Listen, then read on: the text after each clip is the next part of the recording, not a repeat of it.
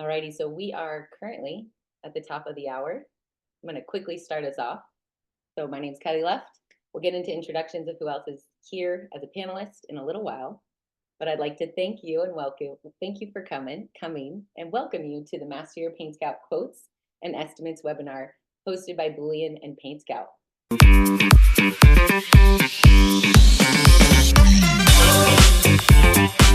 So before we get started, I just want to pass things over to Chris. We'll introduce a little bit more about Chris later, but Chris, you want to give us a little purpose and explain why we're here today and a little bit more about Boolean. Yes, thank you, Kylie, and thank you, Sam, for joining us to share some information today.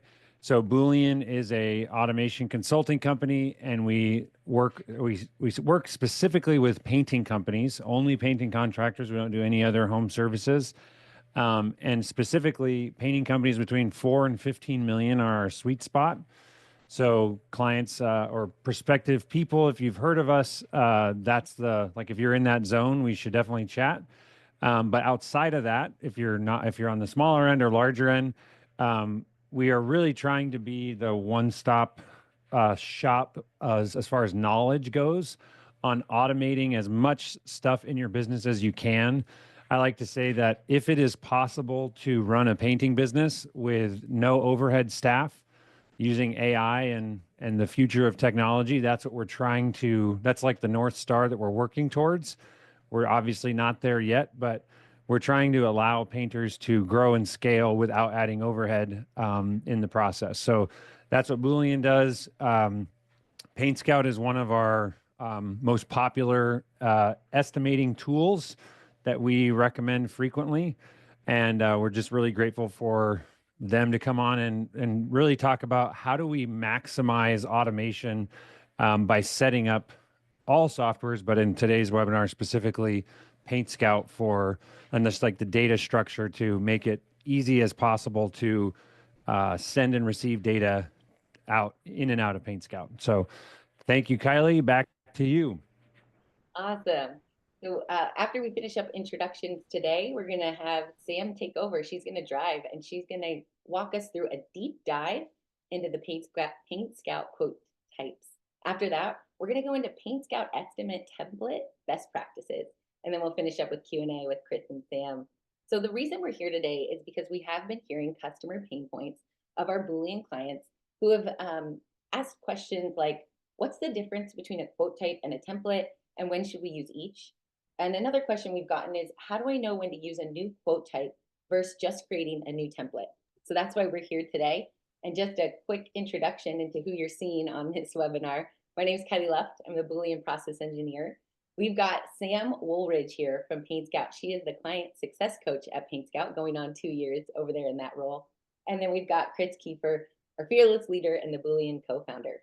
So I'm going to stop sharing here, and I'm going to hand things over to Miss Sam. Perfect. Thank you so much, Kylie. So yeah, hi everyone. My name's Sam. I'm a client success coach here at PaintScout. I'm sure I've worked with some of you already. Today I'm here to go through building quote types with you, as well as creating templates in your PaintScout account to work seamlessly with your Boolean integrations. So to get started today, we're going to be focusing on quote types, and then we're going to move into templates after. So I'm going to go ahead and share my screen, and I'm going to pull up my PaintScout account.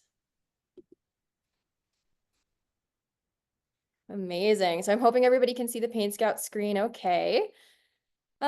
So to get started, we're going to head to our account settings. So to get there, we have to click that little person icon in the top right corner. We're going to go to the account settings section. I'm going to hit that sidebar menu over here. I'm going to go into the estimates tab and then estimate types. And so just to clarify, we do use a little bit of different verbiage throughout PaintScout. Some people's accounts might say estimate types, some might say quote types, some might say bid types. They're all the same. It just depends on what you've chosen for your account. As long as you're in this type section here, you're good to go.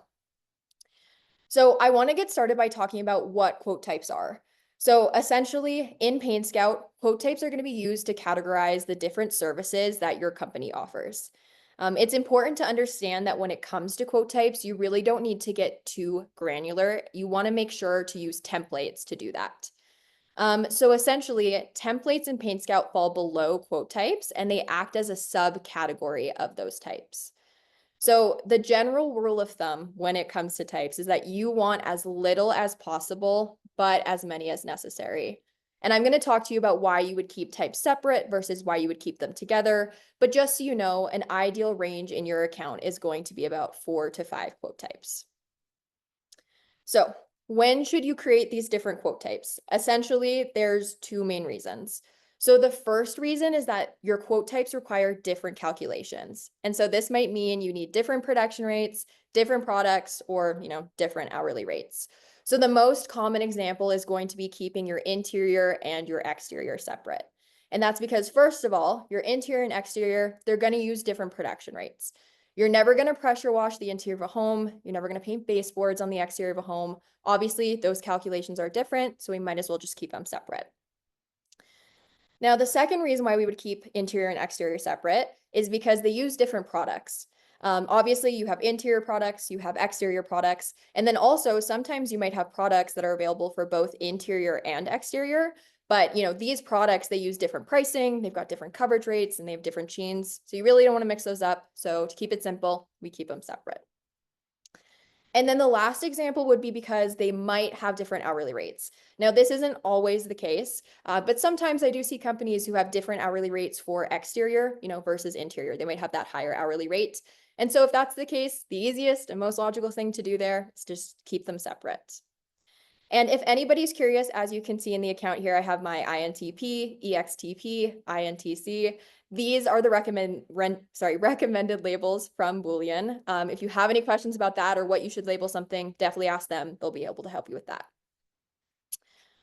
Now, the second reason why we would keep quote types separate is because it falls under the category that I like to call it just makes sense. Okay, so this might mean that these quote types need different terms and conditions. You might want to keep them separate for reporting purposes.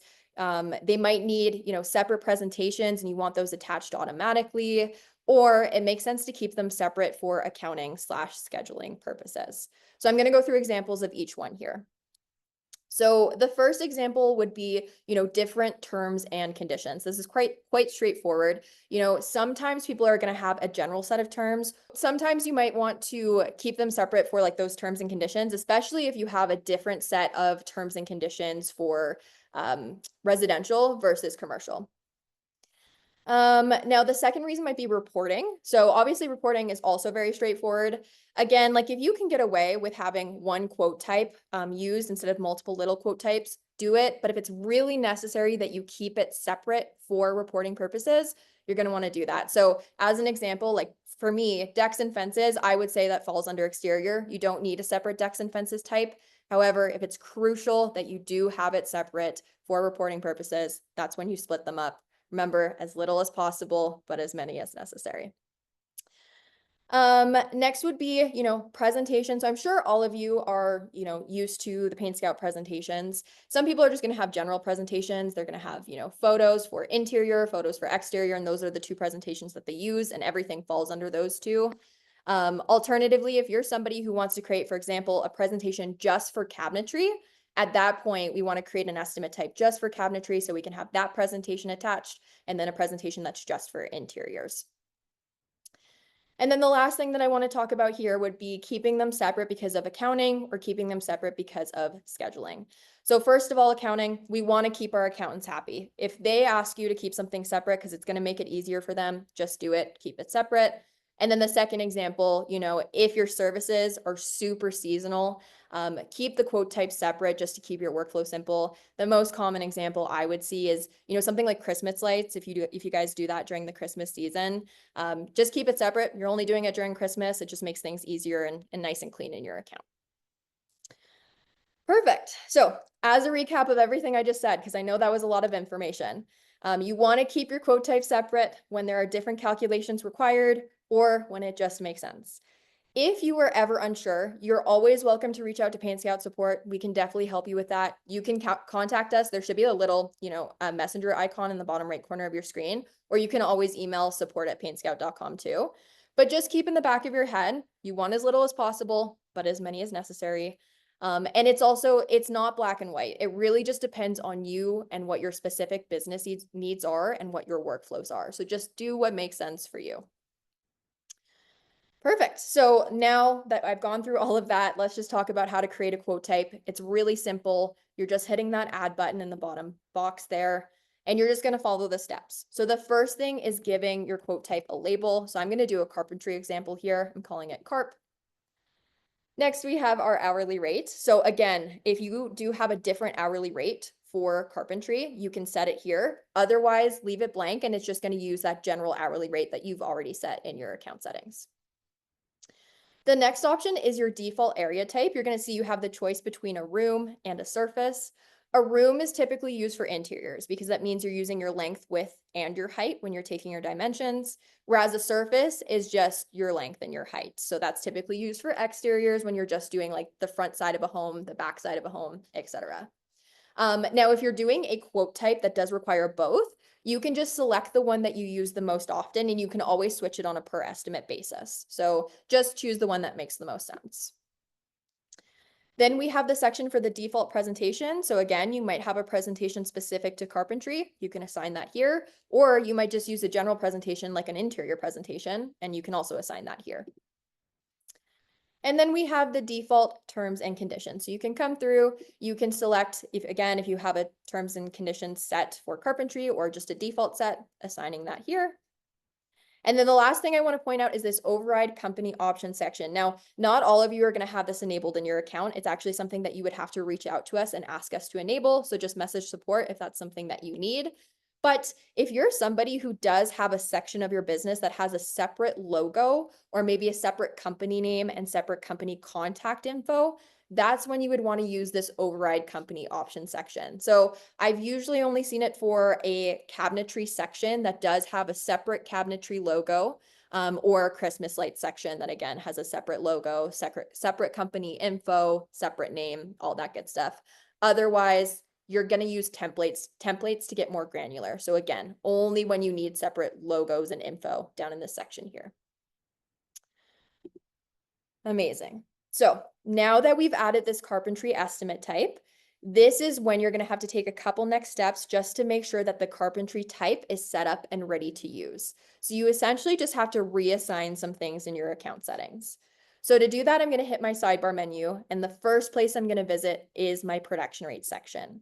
I'm going to start with the rate categories, and you're going to want to go through all of your production rates in here and reassign them to that carpentry rate if you want them to be available under your carpentry rate. So what I mean by that is we have some carpentry production rates in here. Obviously, we would want this to fall under the carpentry quote type. So I would go ahead and reassign it to my carpentry as well as my interior. Something like walls too, maybe when you are doing carpentry projects, you have to paint walls. So if that's the case, we would want these wall production rates to show up under carpentry. So I would also come in here and reassign these to carpentry too. So just going through, reassigning all of these, the ones that you need under that carpentry rate. We would do the same thing for the area section. So areas in PaintScout are going to be the different areas of a home. So, for an exterior, the front, back, right, and left. For an interior, bedroom, bathroom, kitchen, basically any room. So wherever we could possibly do any carpentry work, we want to go ahead and reassign that to the carpentry type. We're going to do this again for products. So any products that fall under carpentry, go ahead and reassign those. And then one last time for line items as well. So any of your line items, your verbiage that you want to pop up under that carpentry type, go ahead and reassign them. Perfect. So once you've done all of that, your quote type for carpentry is ready to go, ready to use. You can start building estimates. So now that we've gone through all that, we're going to hop into the template side of things. So in my account settings, I'm hitting that sidebar menu again. I'm going to go back to that estimates tab, and I'm going to choose that templates button. Perfect. So to build a new template in PaintScout, you're just going to hit that add button down at the bottom, and it's going to ask you to give your template a name and then assign the quote type. So we can do something simple today, like an interior template. If I could spell, that would be nice. Maybe we're doing a simple 1-bedroom interior template quote here. And then we're going to assign our estimate type. So remember, this is the template. It's a subcategory of our quote type. And our quote type here would just be interior. So I'll go ahead and hit done. And that opens up a blank template for us to work off of together. So building templates in PaintScout is super similar to building estimates, but there are a few things to keep in mind. So the first thing that you're going to notice is that when you add something to a template, most of it is going to be grayed out. And that's because templates in PaintScout, they're what we call smart. So it means when you make a change to something in your account settings, that's going to update automatically on the template side of things because we don't want you to have to do any double entry. So to prevent you from trying to make a change in here, everything's grayed out. You're not going to be able to. If you want to make a change to your line items, if you want to make a change to your production rates, your hourly rate, your terms and conditions, your tax rates, all of that good stuff, you're doing it directly in your account settings, and then it updates automatically in here for you. So that's the first thing to keep in mind. And then the second thing to keep in mind is that you can build pre-built out areas for you to help save time. So for example, I could build out a bedroom 1 here, but the area name and these dimensions, these are all going to be customizable on the estimate. So you can just think of this screen here as a placeholder. The name, the dimensions, they're just placeholders.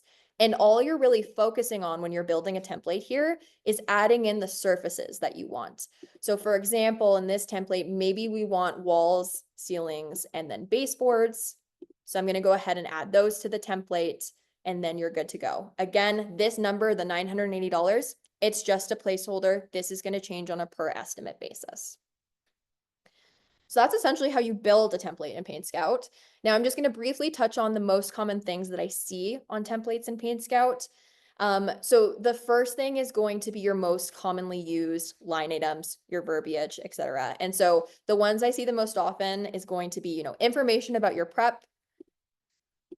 We might also see information about your products and application, and then information about your deposit info.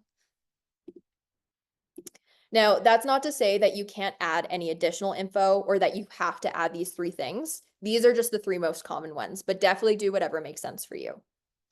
Now, the second most common thing I see on templates is, like I already mentioned, these pre-built out areas. But keep in mind, some people don't actually add pre-built areas at all, and instead they're just using templates solely to add verbiage. And so you can do either. Like you can just have, your information without an area, or you can have your information and your areas. Keep in mind when you are working with pre-built areas, if you're not going to be painting one of these surfaces like a wall, ceiling, or baseboards, you would have to come in and remove it on the estimate. If you needed to paint anything additional, you would also have to add it. Perfect. And then the last thing I guess I'll point out on the template section here is just that when it comes to areas, you can also really go from one extreme to the other. So some people are just going to keep it simple, build a template like this with just a bedroom, and they'll have like wall, ceilings, and baseboards. Other people are going to come in and they might have a, single bedroom with just walls. They might have some templates that have walls and ceilings, some that have baseboards and ceilings, some that just have trim. And they might have multiple rooms. They might build like templates for full houses. You can really create as many combinations as you want. But of course, you have to put in the work to do that. And then you also need to make sure to remember, like, you'll have to know which template to use for your automation purposes. So I wouldn't go too crazy with your templates. Just try and do whatever is going to save you the most time in the long run. So that's pretty much everything for templates. I'm going to quickly touch on success packages. Just so for everybody who doesn't know, like when you do sign up with PaintScout, you do receive 2 free 30-minute onboarding calls, but that's pretty much it. So for anyone who is looking for a little bit of additional support or who's looking to have their account fully set up for them in PaintScout, we offer these things called success packages. Now with success packages, we'll build these templates for you just like I showed you. We'll also create your estimate types. We're going to upload your production rates, or we'll provide you with our defaults. We'll upload your products. We'll assign default products per surface. We'll build some presentations, and you'll also receive like 2.5 hours worth of training. So if it is something that you're interested in, you can always find all of those details on our website. You can also message support and they'll give you more information. So just reach out if that's something that you're curious or interested in. So to wrap up everything, let's recap. So quote types in PaintScout are going to be the general services, or the general categories of the services that you provide. You don't want to go overboard. You want to build as many as you need, but as little as possible. On the other hand, we have templates, and these fall below your quote types. And so you can have a general quote type like an exterior, and then below that quote type, you might have a couple templates for, let's say, a repaint, a template for decks, and then a template for fences. So to show you what this looks like once you have everything set up and ready to go, we're going to go ahead and just quickly build a new estimate together. Now, since you're working with Boolean, your estimates are going to be pre-created for you, and they're already going to live in your estimates tab. So ideally, all you have to do when you get to an estimate is go ahead and click on that estimate, and it's going to open it up, and you're just going to have to edit a couple of things. So as you see in here, we are using our exterior estimate type, but then we're using our decks and fences template. And so as I scroll down, almost everything's already filled out for me. I have info about my exterior prep. I have info about my exterior deck products and application. I have a pre-built deck area here, and then I also have my deposit info. So ideally, all I would have to do here is click on my deck. Now I would go into the edit up at the top, and I'm going to adjust my dimensions depending on what those might be for the deck. And then I would also adjust, any surfaces that need it. So maybe our railings, maybe we have like 35 feet of railings. I'm just coming in here, adjusting that. And then I'm going to hit done. And my quote is built out and ready to go. So I know that that was a lot of info. I hope everything made sense. Thanks so much for listening to me talk for the last 20 minutes, but I'm going to pass it back over to Kylie now. Thank you so much, Sam. Sam is the template and quote type expert. She has been completing success packages as a coach at PaintScout for going on 2 years now. So any question you have in regards to estimates when it comes to their quote types or their templates, or any questions you have about the automation involved, we've got the two experts here that can help answer those questions. So please send in your questions into the Q&A right now, and we'll be able to get those questions to Sam and Chris. But just to get us started, we do have some. So this one's going to be for Chris. Is there an advantage and/or why would I need a CRM separate from PaintScout? Yeah. So PaintScout is fantastic for managing your quotes once they are scheduled estimates that you're making a quote for. But I would say probably the most valuable thing I can think of is managing your leads, especially if you're paying for leads. PaintScout's only going to give you the numbers on the stuff that gets scheduled. So what about all the other leads that inquire, or your Google leads, Facebook ads? Those all have to go somewhere, and you want to track the conversion from how many leads did we get in to how many actually became estimates. That's the first thing. A good conversion rate, for those of you that are curious, is like an incoming lead. I would say you want to be between 60 and 80% of your leads get converted into scheduled estimates. And there's anywhere in that range is fine. Sometimes people like to heavily qualify, and so they're going to have a lower conversion rate. Sometimes people like to get just lots of estimates on the calendar, and so they'll send more leads to their estimators. That's the first thing. The second thing I would say is just centralized communication. So CRM stands for Customer Relationship Management. So there's a lot of stuff that comes to mind when you think of how do you manage a customer relationship. And that's every single email, text message, phone call, and having that all in one spot, consolidated, in addition to all of the bids and quotes that you send to a customer. There's some really, really exciting things that are coming, and some beta things that I've seen that when you talk about AI, if you have the more communication and the more context that you can give AI, the more useful it's going to be to you in sounding like you and digesting previous communication, email, phone transcripts with customers, and be able to do more of the legwork in generating stuff, or emails and stuff back for clients. So that's I'm always thinking future focused. It's I want a CRM that has every single piece of data on my relationship with a customer, so that I can leverage technology more as it continues to improve. And then the only other thing I would say is, when it comes to automation, there's just a lot of stuff that gets really helpful when you pick a CRM that has lots and lots of triggers to initiate or kick off different automations for different things. So the more having a CRM that is very integration friendly is going to allow you to trigger automations for a whole swath of things that you are limited to. And again, it's like PaintScout is fantastic for triggering automations, all tied around that quote and estimate like event. But then if there's stuff outside of that, you just need something that has more stuff or more capability from the CRM perspective. And I think one of the things that it's frustrating to me sometimes is when people expect softwares to do stuff that they aren't, like, that's not what they were built for. So I'm a big fan of finding the best app in any like function that you need in business. So the best CRM, the best estimating tool, the best photo management tool, the best project management tool, and deploy those to do that one thing really well, and then integrate them together. So we've got a question for Sam. What are the most common templates you are seeing others create? Oh, yeah, great question. Most common templates, I would say for exterior, as we mentioned, I'll see like a repaint, I'll see a decks and fences. And then, yeah, I would say that those are the two most common for exterior. For interior, I'm gonna say that it would be like a standard 1 bedroom and then maybe a like living room, kitchen, and a bedroom. Those would be the two main ones.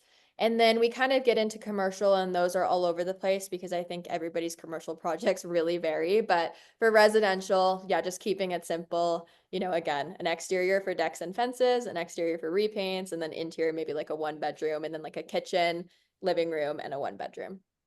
Awesome. Thank you. This next question is for Chris. I think I'm too small to work with you guys. What would be your top 3 pieces of advice if I want to try to manage this on my own for the time being? yeah, I would say the phrase that comes to mind is simple scales. So an analogy that I like to use often when talking about software for businesses, everybody wants to know, like, what's the best tech stack? And I like to think of technology and software similar to your house. And it would be crazy to think that someone would live in the same house that they lived in when they were 20. Like, we all move houses, and it's okay to realize that. And the way I would say it is, you want the simplest structure of software that can serve the business of the size you are today. So you're going to see more like using a Google Sheet with PaintScout, or using an all-in-one when you're in the early stages. And then as you get bigger, add only the complexity that is necessary at each phase of growth, because you want to keep things as simple as possible at every stage, because complexity kills your ability to scale. So keep things as simple as possible and only add in other tools as necessary. And you kind of are going to know, hey, we're really having a pain around this thing. What should we, like, what is the ideal way for this to work? And let's bring in a tool to solve that pain point. And tied in with that, I would say, heavily vet all of the softwares that you're using in your business for their integration capability. So it's one of the reasons why I like PaintScout, is they've got great Zapier triggers and actions. And like any software that you're going to use, if it doesn't integrate well in today's world, I think you're shooting yourself in the foot right out of the gate. It doesn't matter how awesome the other functions are, because a software that doesn't integrate requires an employee to be paid to enter and extract data from that software. So integration is huge. The other thing I would say is the gold is in the architecture. So like taking the time to map out, and what we call it at Boolean as a data blueprint, and really thinking like, what is the most optimal data structure that is going to serve our business for the next 3 years, let's say. And I think thinking in 3-year increments is good, because you are going to evolve and change and swap out softwares along the way. But really, like, the businesses that have a lot of pain are the ones that just kind of turn a system on and then they start using it without any strategy of like, what are the numbers I want to be able to have this software give me? And is the data in place to do that? And then one random last thing, again, for this, if you're thinking that you're too small, I would say there's a book that I absolutely love. I recommend to all entrepreneurs called Buy Back Your Time by Dan Martell. And yeah, I guess I'll leave it at that. It's just focus on how do you buy back your time as the entrepreneur to free yourself up to go tackle entrepreneur problems. And as opposed to most entrepreneurs thinking, ooh, I should hire more sales or more crews to scale.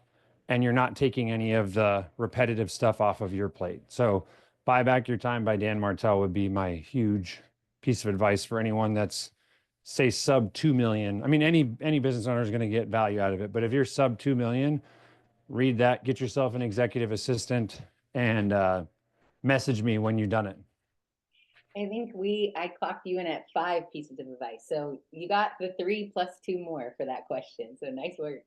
Thanks, Chris. I've got one more question here for Sam. Do you have the ability to hide quotes or templates? 2-part question. Is there an option for draft quotes or templates? Yeah. Great question. So currently you cannot hide or, draft like types or templates. That being said, if you did want to delete something, it's really easy. Just the 3 dots on the right-hand side, and you can go ahead and delete.